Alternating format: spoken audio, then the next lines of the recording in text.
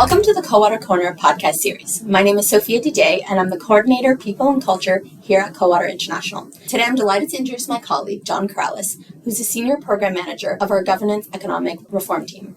Today, we'll be focusing on COWATER's work in the trade and investment area, zooming in on the work of the Trade Advocacy Investment Fund, TAF2, funded by the UK Foreign Commonwealth Development Office. John, what's TAF2 supporting developing countries?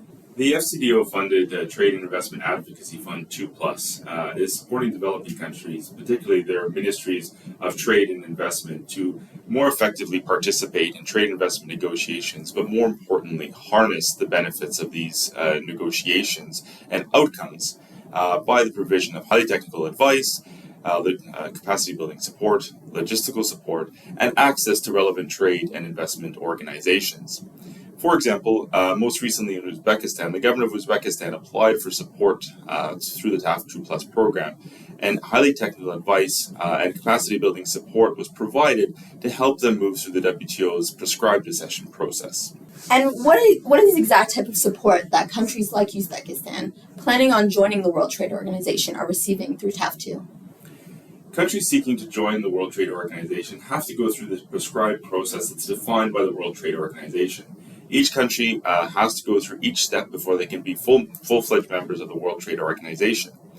The interesting aspect of the TAF2+ program is that it can flex and adapt to support any country seeking to accede to the World Trade Organization at any point during the accession process. In Somalia, the TAF2+ program flexed and adapted by providing highly technical advice on the government of Somalia's Memorandum for Foreign Trade regime, or MFTR. In this area, the other members of the World Trade Organization asked a series of questions to the government of Somalia. Through the TAF2+ program, these questions were prioritized and organized in such a way to help the government respond to these questions. The TAF2+ experts then helped provide advice on how to respond to each question, and ultimately the final document was resubmitted to the World Trade Organization to help Somalia move forward in its accession process.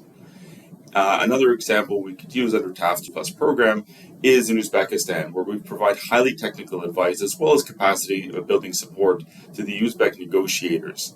In particular, we focused in on the World Trade Organization's TRIPS agreement, which is a comprehensive multilateral agreement on intellectual property. The TAF2+ program has provided highly technical advice and capacity building support to the Uzbek negotiators to help them feel more empowered when negotiating at the World Trade Organization, but also to benchmark where Uzbekistan currently stands on its intellectual property regime and where it needs to be in regards to the World Trade Organization's standards and requirements. That's awesome. And what are some upcoming initiatives that TAF2 will be supporting in the next 12 months? As the TAF2+ program has now secured a 12-month extension until the end of March 2024, there's a variety of initiatives we'll be supporting.